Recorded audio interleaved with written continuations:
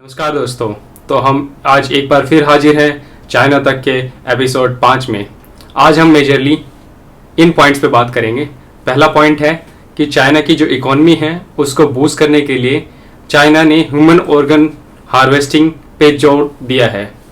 दूसरा पॉइंट है चाइना के कई प्रांतों में कोरोना वायरस के संक्रमण के बढ़ने की खबरें आ रही हैं, लेकिन सरकारी आंकड़ों पर कोई भरोसा नहीं कर सकते, तो उसके बारे में बात करेंगे। एक और टॉपिक जो हम डिस्कस करेंगे वो करेंगे एयरबीएनबी के सीईओ के बारे में कि एयरबीएनबी के सीईओ ने क्या बताया है कि उन्हें इस्तीफा क्यों देना पड़ा बेसिकली। तो एक और जो मेजर पॉइंट है जिसे हम बात करेंगे टेस्ला के सीईओ इलोन मस्क के बारे में कि उन्होंने चाइना में जो उनकी कंपनी है उसमें चाइना ने कैसे उनका डेटा चुराया है या नहीं है। और अगले पॉइंट्स के बारे में बात करेंगे वो है कि चाइना की इकोनॉमी जो है वो डूबती ही जा रही है। और जो 6 पॉइंट है उसमें हम बात करेंगे चाइना में जो कोरोना वायरस की वैक्सीन है उसकी टेस्टिंग के क्या रिजल्ट्स आए हैं। अगला टॉपिक जो है वो है तिब्बत और अमेरिका से खबर आई है, वो भी चाइना के रिलेशन में, उसके बारे में बात करेंगे। और लास्ट जो टॉपिक है वो है कि लंदन है बेसिकली यूनाइटेड किंगडम, उन्होंने अपनी मिलिट्री में कुछ नए चेंजेस लेके आए हैं, वो क्या है।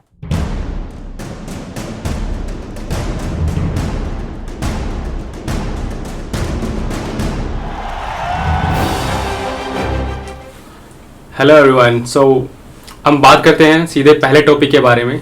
तो पहला टॉपिक है कि चाइना ने अपनी इकोनॉमी को बूस्ट करने के लिए ह्यूमन ऑर्गन हार्वेस्टिंग को बढ़ावा देने के लिए अपनी जो इंडस्ट्रीज है उनको बोला है। तो उसके बारे में डिटेल में बात करते हैं। बिल्कुल। तो चाइनीज़ इस बात के लिए जाने जाते हैं कि बहुत सारे वो असंभव काम करने के लिए जाने जाते हैं। जहाँ पर भी उनको छोटी सी भी पॉसिबिलिटी दिखती है वो उसको पूरी तरह से ग्रैस्प करने की और उसका पूरा इस्तेमाल करने के लिए जाने जाते हैं। तो ये खबर आई है जो मानव अंगों का प्रत्यारोपण को उसको चाइना एक इंडस्ट्री का रूप अभी देने की कोशिश कर रहा है। और चाइना के जो पूर्व स्वास्थ्य मंत्री हैं हुआंग जी, उन्होंने वो अभी मानव अंग प्रत्यारोपण की उनकी जो एक संस्था है, एक सरकारी संस्था, उसके हेड भी हैं। और उन्होंने इस बात पर जोर दिया है कि जो देश की डूबती हुई इकॉनमी है उसको बूस्ट करने के लिए हम इस इंडस्ट्री पर कुछ काम करेंगे। तो क्योंकि इस इंडस्ट्री में ये ऐसी चीज़ है कि जो लोगों पर सिर्फ किस्मत होती है कि अगर आपका दिल खराब है या गुर्दा खराब है कुछ, और आपको जिस समय वो चाहिए उस समय अगर आपको एक डोनर मिल जाए आपके देश में और आप उस लाइन में जो वेटिंग लिस्ट है उसमें सबसे नंबर 1 पर हैं, तो आपकी जान बच सकती है। अदरवाइज जान को खतरा हो सकता है और आपको ऑर्गन नहीं मिलेगा। तो जो हुआंग जी हैं उन्होंने बोला है कि एक साल में अभी वो 30,000 ऑर्गन ट्रांसप्लांट करते हैं। लीगल डेटा ये बोलता है। वो चाहते हैं कि अगले 3 साल के अंदर वो इसमें अमेरिका से भी आगे निकल जाए। अमेरिका जो कि नंबर 1 पर है इस समय, जहाँ पर 50,000 ऑर्गन ट्रांसप्लांट इस वक्त किए जाते हैं। लेकिन सिडनी की एक ऑर्गेनाइजेशन ऑस्ट्रेलिया से ऑलरेडी 36 का आंकड़ा चल रहा है अभी चाइना से। तो बहुत सारी अंदर की खबरें हमको ऑस्ट्रेलिया से मिलती रहती हैं। तो ऑस्ट्रेलिया के ही शहर सिडनी की एक ऑर्गेनाइजेशन ने ये अंदेशा जताया है कि अगर सारे अवैध जो ह्यूमन ऑर्गन ट्रांसप्लांट हो रहे हैं, जो प्रत्यारोपण हो रहे हैं, अगर उनको भी कैलकुलेट कर लिया जाए चाइना में, तो वो ऑलरेडी 50,000 से बहुत ज़्यादा चले गए हैं। और एक छोटी सी मैथमेटिक्स उन्होंने लगाई है कि एक साल में ऑलरेडी वो 50,000 पहुँच गए हैं। एक छोटी सी मैथमेटिक्स ये है कि अभी एक केस हुआ था कि जापान से एक लड़की चीन गई थी, उसको हार्ट में कुछ दिक्कत थी तो हार्ट ट्रांसप्लांट की उसको ज़रूरत थी, और चीन में सिर्फ 10 दिन के अंदर उसको एक डोनर मिल गया, जो कि एक आंकड़ों के हिसाब से बहुत ही इम्पॉसिबल सी चीज़ है। क्योंकि मोस्टली जो ये मानव अंग प्रत्यारोपण है ये लोगों पर डिपेंड करता है। लोग अपना वॉलेंटरली आगे बढ़ते हैं और बोलते हैं कि अगर मेरी अकस्मात मृत्यु हो जाती है या कुछ हो जाता है तो मेरे जितने भी बॉडी पार्ट काम कर रहे हैं, जैसे आँखें हैं, हृदय है, गुर्दा है, वो सारे यूज़ कर दिए जाएं। लेकिन चीन में भारत की तरह उनकी एक सांस्कृतिक और धर्म से रिलेटेड रूल्स हैं जिसके अकॉर्डिंग वो लोग आमतौर पर इस चीज़ से बचते हैं। तो चीन में बहुत ही कम लोग हैं जो वॉलंटरली आगे आकर अपने अंग दान करते हैं। और उसका आंकड़ा अगर हम अमेरिका से कंपेयर करें, जहाँ पर सारा डेटा एकदम लोगों के सामने ट्रांसपेरेंटली बिल्कुल रखा जाता है, तो वहाँ पर लाखों लोग जो ह्यूमन अपने बॉडी पार्ट देते हैं, मरने के बाद वो साइन करते हैं कि मेरे बॉडी पार्ट यूज़ किए जाएं, वहाँ पर 1 से 2 साल लग जाता है हार्ट का ट्रांसप्लांट या किसी दूसरे बॉडी पार्ट के ट्रांसप्लांट के लिए। और चाइना में जब इतने सारे लोग नहीं हैं, तब भी 10 दिन के अंदर अगर ऐसा हो रहा है, तो एक अपने आप में ये आंकड़ा फिट नहीं बैठता, और ये इस बात को बढ़ावा देता है, उसकी ओर एक अंदेशा दिखाता है कि ज़रूर वहाँ पर इस तरह की ऑर्गन की जो इलीगल माइनिंग और ये सब कुछ चल रही हैं। और ये भी आंकड़ा है कि ये सारे जो ऑर्गन्स हैं, ये एक अंदर की खबर जो ट्रांसप्लांटेशन में जो हॉस्पिटल में लोग काम करते हैं, उन्होंने बताया है कि उन्हें उस तरह के ऑर्गन मिलते हैं जो कि वहाँ की माइनॉरिटी जो कम्युनिटी है या फिर वहाँ के जेल के कैदियों से इलीगल रूप से, अवैध रूप से वहाँ से लाई जाती हैं। तो ये बिल्कुल इसमें वहाँ पर सरकार भी इन्वॉल्व है, और एक तरह का बहुत ही घृणित, जिसे बोल सकते हैं इनह्यूमेन, इस तरह की चीज़ें चाइना में चल रही हैं। राइट, वो तो हमें पता ही था, पहले भी खबरें आई थी इसके बारे में।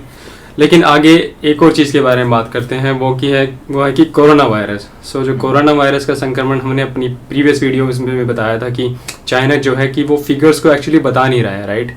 और क्या है कि वहाँ के लोगों को भी नहीं पता चल रहा है, और अभी खबर आई है कि कई प्रांतों में कोरोना वायरस का संक्रमण है वो बढ़ रहा है, लेकिन सरकारी आंकड़ों में एक भी इजाफा नहीं हुआ है। तो उसके बारे में क्या खबर आई है? चाइना ने स्टार्टिंग से ही, जब से ये कोरोना शुरू हुआ है, स्टार्टिंग से ही चाइना पर इल्ज़ाम पहले तो ये लगे, उसने लोगों को बताया नहीं कि इस तरह का एक नया वायरस उसके देश में पनपा है और उसके देश से दुनिया में जा रहा है। उसके बाद जब ये खबर बाहर निकल गई, फिर WHO के हेल्प से चाइना ने इस तरह का प्रोपेगेंडा फैलाया कि ये ह्यूमन टू ह्यूमन ट्रांसफ़र नहीं हो रहा है। तो बहुत सारी चीज़ें स्टार्टिंग से ही वो चल रही हैं। तो उसी में अगर हम आगे बढ़ के देखने की कोशिश करते हैं कि चाइना की जो सरकारी आंकड़े हैं, उसके हिसाब से तो उसमें लगभग 1 भी व्यक्ति नहीं बढ़ रहा है, उनके जो भी संक्रमण के आंकड़े हैं। लेकिन अभी जो डेटा देखें और जो गवर्नमेंट के जो एक्शंस हैं, उससे पता लगता है कि वहाँ पर बहुत ज़बरदस्त तबाही मची हुई है। तो एक खबर ये है कि शंघाई के एक हवाई अड्डे पर, जहाँ पर 18,000 से ज़्यादा कर्मचारी काम करते थे, उनकी सघन जांच हो रही है, क्योंकि वहाँ पर जो कार्गो हैंडल करने वाले, जो ये सूटकेस और ये सब उठाकर अरेंज करने वाले जो लोग होते हैं, उनमें कुछ कर्मचारियों में कोरोना वायरस पाया गया, और उसकी वजह से वो पूरा एयरपोर्ट को लॉकडाउन करके उसमें 18,000 लोगों की सघन जांच की गई। लेकिन ये पाया गया कि वो 18,000 में जो सरकार ने आंकड़ा निकाला है कि हमने ये सारी जांच के बाद एक भी संक्रमण नहीं पाया, जो कि एक अपने आप में ही बहुत ना अविश्वास करने वाली चीज़ है। शंघाई के एक हॉस्पिटल को लॉकडाउन कर दिया गया है। शंघाई के पास के एक बड़े शहर जिसका नाम तेंजिन है, वहाँ पर कोरोना वायरस के संक्रमण में काफ़ी वृद्धि हो रही है, और वहाँ पे सारे 27 लाख जो लोग रहते हैं उस शहर में, उन सब की जांच 3 दिन के अंदर की गई है। तो पहली बात तो इतनी जल्दी 3 दिन के अंदर सारी जांच कर लेना अपने आप में ये बताता है कि उसकी क्वालिटी बहुत घटिया रही होगी। और चीन ने वहाँ पर भी डिक्लेयर किया कि यहाँ पे किसी भी व्यक्ति को संक्रमण नहीं है। चीन का एक प्रोविंस है इनर मंगोलिया, 2 प्रोविंस है उनके, इनर मंगोलिया, आउटर मंगोलिया। तो इनर मंगोलिया को भी पूरी तरह से लॉकडाउन कर दिया गया है, वहाँ पर भी लोगों की जांच हो रही है, लेकिन कोई भी जांच का आंकड़ा सामने नहीं आ रहा है। तो एक तरह से उसको कवर करने की सरकार कोशिश कर रही है कि अगर कोई वहाँ पे मृत्यु हो जाती है, कुछ होता है, तो सरकार तुरंत जाकर सारी जांच का एक ढोंग करती है और बाद में बोलती है कि यहाँ पर कुछ भी नहीं हुआ। सारी आंकड़े उनके सारे नेगेटिव आ रहे हैं। तो यह घटिया क्वालिटी है, और वो ज़रूर चीज़ों को छुपाने की कोशिश कर रहे हैं। राइट, अपनी इकोनॉमी को बचाने के लिए, डूबती हुई नैया को बचाने के लिए चीन पता नहीं क्या क्या हथकंडे अपनाएगा। तो आगे चल के बात करते हैं। अब एक खबर आई है एयरबीएनबी, जो कि ओयो की तरह एक बड़ी कंपनी है। उस कंपनी के सीईओ ने अभी इस्तीफ़ा दिया है, और उन्होंने इस्तीफ़ा देते हुए एक बहुत बड़ी बात कही है कि उनका जो इस्तीफ़ा है वो इसलिए भी दिया है कि वो उनकी कंपनी चाइना से जुड़ी हुई है। तो वो क्या, उन्होंने डिटेल में क्या बोला है उसके बारे में? हाँ, इस बात के लिए हमें सबसे पहले तो धन्यवाद करना चाहिए अमेरिका का, और मोर स्पेसिफिकली डोनाल्ड ट्रंप का, जिन्होंने जिसको बोलते हैं बिल्ली के गले में घंटी बांधना, जिन्होंने इस बात को जोर शोर से उठाया, बताया कि आखिर चीन के ये जो बातें चल रही हैं उसके बारे में बात करने की ज़रूरत है। और अब लोग इंडिविजुअल अपने रूप से भी इस चीज़ पर समझने लगे हैं, इस पर सोचने लगे हैं, और अगर वो किसी बड़े पद पर हैं तो उसके अगेंस्ट एक एक्शन भी ले रहे हैं।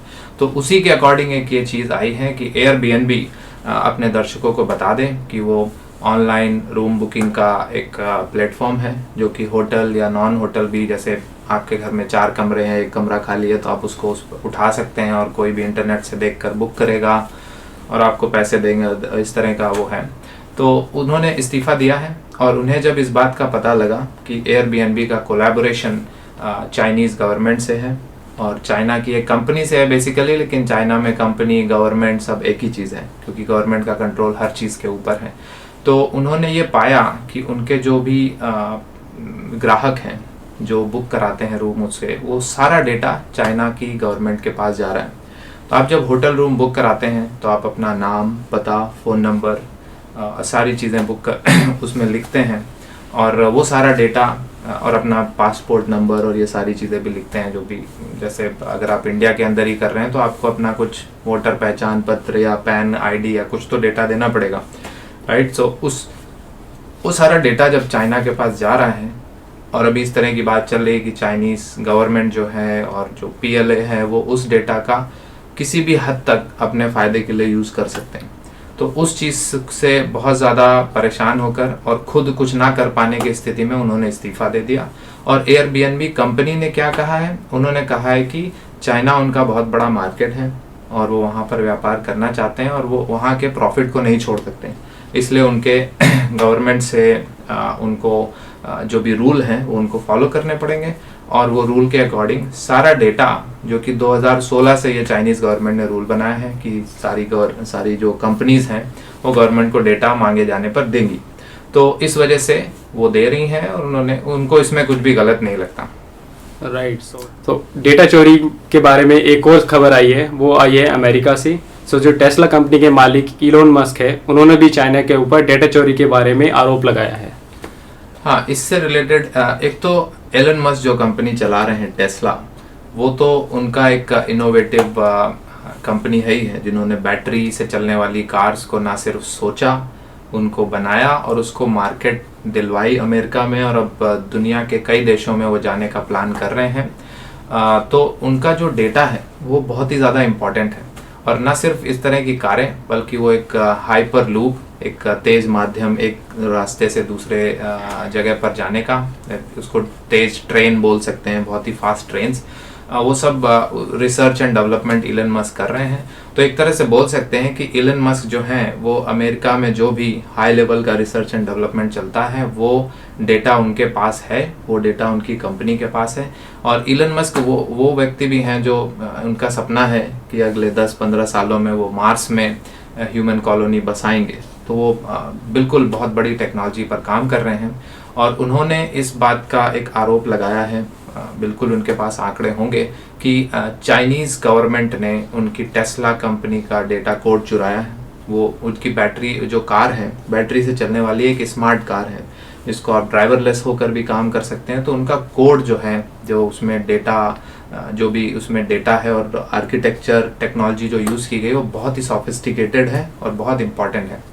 तो उन्होंने शक जताया है कि ये इन्होंने चुराने के बाद वो अब टेस्ला के एक कॉम्पिटिटर कोई अपनी कंपनी निकालेंगे और फिर दुनिया में दिखाएंगे कि हाँ, चाइना ने भी ये चीज़ें बना ली हैं। और इलन मस्क को इस बात का भी पता है कि एप्पल कंपनी, जो कि खुद एक स्मार्ट कार बनाने के लिए काफ़ी सालों से रिसर्च एंड डेवलपमेंट कर रही है, और उस तरह के उन्होंने कुछ काम किया है, लेकिन ये इलन मस्क ने बोला है कि एप्पल कंपनी का डेटा भी चाइना ने चुराया है, और बहुत समय नहीं होगा कि ये डेटा को वो लोग रिवर्स इंजीनियर करेंगे और फिर इनके कॉम्पिटिटर ला के खड़ा करना शुरू कर देंगे। राइट। सारे हथकंडे अपनाने के बाद भी चाइना की जो इकोनॉमी है वो डूबती जा रही है, क्योंकि इंडिया ने बाइकआउट कर दिया है, सारी एप्लीकेशन बैन कर दी है, ई कॉमर्स वेबसाइट को बैन कर दिया, ऐसे ही और भी कंट्रीज उसको बैन कर रही है। तो उसके क्या कारण हैं और उसके बारे में डिटेल खबर क्या है? हाँ, चाइना की इकोनॉमी ये सारे लोगों को पता है कि चाइना को वर्ल्ड फैक्ट्री बोला जाता है, तो वहाँ से सामान बनकर पूरी दुनिया में जाता था अली बाबा, अली एक्सप्रेस और इनकी हेल्प से। बट कोरोना वायरस होने के बाद बहुत सारी बड़ी बड़ी इकोनॉमी जो हैं जिन पर चाइना की काफ़ी ज़्यादा प्रॉफिट वहाँ से आता था, वो सारी इकोनॉमी और कंट्रीज़ लॉकडाउन हो गई, उसमें बाहर से कुछ सामान नहीं आ रहा है, और आ भी रहा है तो बहुत लिमिटेड आ रहा है। तो इंडिया है, अमेरिका है, बाकी सारी जगह पर जब ये सारे रास्ते बंद किए गए तो सामान जाना बंद हुआ, तो उससे तो चाइना को नुकसान हो ही रहा है। लेकिन सबसे बड़ी बात यह है कि अभी चाइना में चूँकि सामान बिकना बंद हो रहा है, लोगों की नौकरियां जा रही हैं और लोग अपना सेविंग ज़्यादा कर रहे हैं, उनको पता नहीं कि ये कोविड का प्रॉब्लम कब सॉल्व होगा। तो उस वजह से जो भी विदेशी कंपनियां चीन में काम कर रही थी, जैसे एप्पल है, टेस्ला है, ये विदेशी कंपनियां तो हैं, इनका काम तो अभी भी चल रहा है। लेकिन जो छोटी विदेशी कंपनियां थी जिनको प्रॉफिट मार्जिन बहुत कम था, वो अब उन्हें बाहर से ऑर्डर मिलना बंद हो गया है, तो उन्होंने अपना सारा चाइना से बोरिया बिस्तरा बंद करके वो कंपनी बंद कर दी है। तो वहाँ पे जो काम करने वाले लोग थे उनको बहुत ज़्यादा प्रॉब्लम हो रही है, वो नौकरी चली गई उनकी। दूसरी तो चाइना का जो दक्षिणी एरिया का एक प्रांत है जिसको दोंगगुआन नाम से जाना जाता है, वो दुनिया की वर्ल्ड फैक्ट्री कहे जाने वाले चाइना के सबसे सघन पार्ट ऐसा था जहाँ पर सबसे ज़्यादा फैक्ट्रियाँ और ये सब पड़ी हुई थी। अब वो एरिया जो है वो अब पूरी तरह से खाली हो गया है, तो उससे चाइना को बहुत ज़्यादा प्रॉब्लम हो रही है। सो चाइना ने ये सोचा और उनके पास अभी एक ही ऑप्शन बचा, जब उन्होंने कहा कि ठीक है चलो बाहर सामान नहीं बिक रहा है तो हम इनवर्ड देखेंगे, देश के अंदर जो डोमेस्टिक मार्केट है, घरेलू मार्केट है। तो सरकार ने इस तरह का तैयारी करना शुरू कर दी कि अब हम घरेलू मार्केट के हिसाब से ही सामान बनाएंगे और बेचेंगे, तो अपने लोगों से ही पैसा कमाएंगे और मनी सर्कुलेट करेंगे बीच में ही। लेकिन वो एक और भी टेंशन वाली बात है, क्योंकि जो चाइना में वैसे भी लोगों को सैलरी बहुत कम मिलती, वो एक तरह से बंधुआ मजदूर पूरा देश है जिसमें लोग बहुत ही कम उसमें काम करते हैं, और वही कारण है कि चाइना चीज़ों को बहुत सस्ते दरों पे बना पाता है और दुनिया में बेच पाता है। लेकिन उस हालत में और भी ज़्यादा इजाफा हुआ है, क्योंकि चाइना में अभी इस साल में ये कोरोना के कारण तो लोगों की नौकरियां गई हैं और उनकी जो बाइंग पावर है, खरीदने की क्षमता कम हुई है। वहाँ पे देश में कई जगह पर बाढ़ भी आई हुई है और उस बाढ़ की वजह से लोगों की खेती बर्बाद हुई है, किसानों को जो पैसे मिलने चाहिए थे वो उनको नहीं मिलेंगे इस साल, तो प्रॉब्लम है। और एक डेटा के अकॉर्डिंग वहाँ की 40% जनसंख्या ऐसी है जिनकी मासिक आय $150 से भी कम है, यानी 7,000 रुपये, 40% देश की जनसंख्या। और अगर दूसरे तरह से देखें तो 70% जनसंख्या ऐसी है जिनकी सैलरी 14,000 रुपये से भी कम है। तो ये इतनी कम पैसा लोगों के पास है, तो उसके बेसिस पे जो चाइना की रणनीति है कि हम अपनी डोमेस्टिक मार्केट के हिसाब से ही हम देश को बचा ले जाएंगे, कंपनीज को बचा ले जाएंगे, वो चीज़ चलने वाली नहीं है। राइट। सो दोस्तों, अगली खबर जो है वो आई है कोरोना वायरस वैक्सीन के बारे में। तो अमेरिका ने अपनी वैक्सीन का सक्सेसफुल टेस्ट कर लिया है। इंडिया की वैक्सीन भी फेज़ 3 में जा चुकी है ऑलरेडी, और वो भी उसके भी अच्छे रिजल्ट्स आ रहे हैं। लेकिन चाइना की वैक्सीन का जो टेस्ट है वो कुछ सही नहीं आया है, तो उसके बारे में क्या डिटेल खबर है? चाइना की जो वैक्सीन है कोरोना वायरस से रिलेटेड, वो बहुत सारे टेस्ट किए उन्होंने, और चाइना उसमें बहुत जल्दी आगे बढ़ रहा था। उसने अपने जो 3 फेजेस में या 3 स्टेजेस में जो टेस्ट होते हैं, तो पहला स्टेज उसने बहुत जल्दी दुनिया में सबसे पहले करके दिखाया, दूसरा सबसे पहले करके दिखाया। लेकिन दूसरे टेस्ट के जो रिजल्ट आए हैं उससे ये पता लगा है कि सिर्फ 37% लोगों को ही कुछ थोड़ा बहुत फ़ायदा हुआ है, उनकी प्रतिरोधक क्षमता बढ़ी है, इम्यून पावर बढ़ी है, लेकिन बाकी लोगों को उस पर कोई असर नहीं पड़ा है। हालांकि चीन की जो ये वैक्सीन है कोरोना वायरस की, इसके कोई साइड इफ़ेक्ट नहीं है, लेकिन इसका कुछ इफेक्ट भी नहीं है। और उसके बाद जो तीसरे स्टेज का जो रिजल्ट चाइनीज कंपनीज ने किया है, जो उन्होंने टेस्ट किया है, उस टेस्ट को अब तक उसके रिजल्ट आ जाने चाहिए थे, लेकिन उन्होंने कई हफ्ते इसको डिले किया है, लोगों के सामने नहीं रखा है। इसका सीधा सा मतलब ये है कि उनकी जो वैक्सीन है वो एक तरह से फेलियर है, वो किसी कारगर साबित नहीं हो रही है किसी भी तरह से, इस वजह से वो उस टेस्ट के रिजल्ट को बचा रहे हैं। राइट। सो अगली खबर आई है तिब्बत से। जो तिब्बत क्या है वो ऑलरेडी चाइना के कंट्रोल में है, जो आपको भी पता होगा। तो अमेरिका ने ट्रंप के नक्शे कदम पे चलते हुए तिब्बत के जो निर्वाचित सरकार के प्रतिनिधि है उनको व्हाइट हाउस में स्पेशली बुलाया है। आखिर क्यों? ये चीज़ है अमेरिका ने अब एक तरह से जो कोल्ड वॉर जिसको बोलते हैं, शीत युद्ध, उसी तरह का युद्ध उन्होंने यूएसएसआर के अगेंस्ट किया था, जिसमें रशिया को बाकी कई भागों में बांट दिया था, जिसमें रशिया, अजरबैजान और बहुत सारे कंट्रीज वहाँ से निकले थे।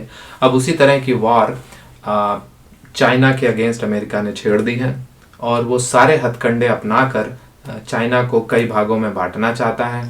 तो जो भी गलत काम चाइना ने किए हैं, उसने तिब्बत पर हमला किया और तिब्बत को कब्जे में कर लिया। अभी वो ताइवान पर अपनी आंखें गड़ाए हुए, तो उसमें भी अमेरिका विरोध कर रहा है।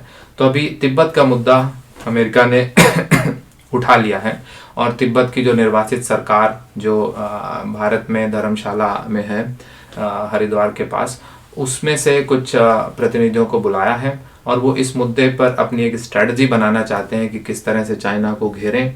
और सबसे बड़ी बात यह है कि चाइना, उन्होंने ज़बरन 1950 में उस पर कब्जा तो किया था, लेकिन वो बात पुरानी हो गई है। सबसे बड़ी जो चीज़ है कि जो ह्यूमन राइट वायलेशन वहाँ पे हो रहे हैं, चाइना उसमें स्टेट स्पॉन्सर्ड, मतलब सरकार की ओर से वहाँ लोगों की हत्याएं की जा रही हैं, लोगों को गायब किया जा रहा है।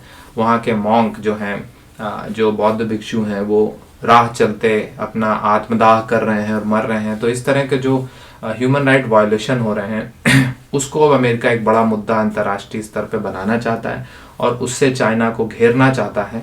और धीरे धीरे करके वो कोल्ड वॉर बनाकर मंगोलिया, ताइवान और ये तिब्बत, इन सब चीज़ों को चाइना से अलग हटाने की कोशिश करेगा। और जो चाइना की जो एक कोशिश है कि वो अमेरिका के कंपटीशन में एक वर्ल्ड सुपर पावर बनने की कोशिश करे, उसको अमेरिका फेल करना चाहता है।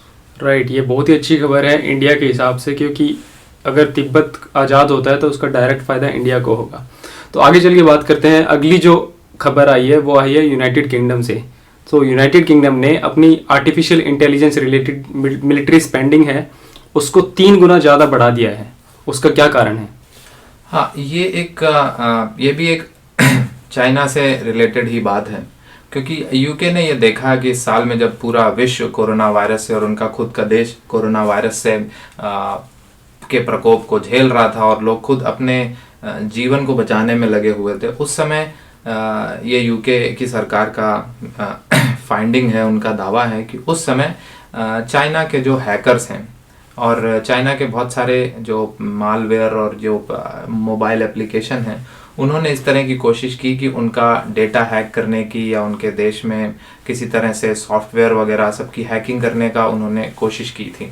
तो उस चीज़ से निपटने के लिए अभी इंग्लैंड ने क्या किया है, यूके ने क्या किया है कि जो आर्टिफिशियल इंटेलिजेंस, जो कि नई टेक्नोलॉजी है अभी इस सॉफ्टवेयर इंडस्ट्री में, और जिसकी हेल्प से किसी भी तरह के गलत काम को और किसी भी तरह की हैकिंग को बहुत जल्दी पकड़ा जा सकता है। तो वो एआई के उसमें अभी यूके चौथे नंबर पर चल रहा है। वो चाइना, अमेरिका और जर्मनी से पीछे है। तो वो इसमें खूब और पैसे डालकर R&D करके अपने देश की जो डेटा को संभालने वाली चीज़ है उसको वो बहुत ज़्यादा एक पूरी तरह से सुरक्षित करना चाहते हैं। तो उन्होंने ये पाया है कि चाइना ने बहुत सारे ऐसे काम किए थे, और जब वर्क फ्रॉम होम, जब लोग घर से काम कर रहे थे, उस समय जो जिन तरह की जो सॉफ्टवेयर की यूज़ होते हैं, जैसे आपको वर्चुअल मीटिंग करनी है, ऑनलाइन मीटिंग करनी है, तो एक जूम मीटिंग करके एक एप्लीकेशन है जो कि आपके कंप्यूटर पर, मोबाइल पर, हर जगह पर उपलब्ध है। वो चाइना का एप्लीकेशन है। तो इस तरह के कुछ एप्लीकेशन की हेल्प से भी चाइना ने हैकिंग करने की और लोगों का डेटा इकट्ठा करने की कोशिश की है। और एक और का जो देश इसमें इन्वॉल्व है चाइना के साथ, उसका नाम है ईरान। तो इन सारी चीज़ों से बचने के लिए, क्योंकि अभी सारी दुनिया वर्चुअल हो रही है, राइट, लोगों के इनकम वहाँ से हो रही है, घर से बातें और वीडियो कॉल और ये सारी चीज़ें, आप अपने रिश्तेदारों, नाते सबसे बातें कर रहे हैं, तो वहाँ से जो डेटा है वो सबसे ज़्यादा इम्पॉर्टेंट है। और उस डेटा पर अभी भी सिर्फ कुछ प्राइवेट कंपनीज का ही एक तरह से कंट्रोल है। गूगल, फेसबुक, माइक्रोसॉफ्ट और ये सारे उसको कंट्रोल करते हैं। तो उसमें सरकारों का जो एक नियम तो बनाते हैं वो, लेकिन उनका एक पूरा कंट्रोल नहीं है। और उसी चीज़ का फ़ायदा उठाकर चाइना इस तरह के काम कर रहा है। तो ये एक बहुत बढ़िया कदम यूके ने लिया है, और दुनिया के बाकी देशों को भी जिनके पास बहुत इम्पॉर्टेंट डेटा है और चाइना से खतरा है, उनको इस तरह का कदम उठाना चाहिए और ये इंश्योर करना चाहिए कि चाइना ये जो ऑनलाइन वर्चुअल वर्ल्ड है उसमें उनको किसी तरह का जो जिसको बोल सकते हैं कि वर्चुअल युद्ध है उसमें उनको हरा ना पाए। राइट। सो दोस्तों, ये थी चाइना तक के एपिसोड 5 की खबरें। तो अगली बार हम फिर आएंगे चाइना के एक और नए एपिसोड के साथ, और उसमें और दिलचस्प खबरों को आपके पास लेके आएंगे। और अगर आपको ये एपिसोड पसंद आया तो कमेंट बॉक्स में लिखें कि आपको ये एपिसोड कैसा लगा और आप नए एपिसोड में क्या चाहते हैं। तो इसी के साथ ये एपिसोड समाप्त करते हैं।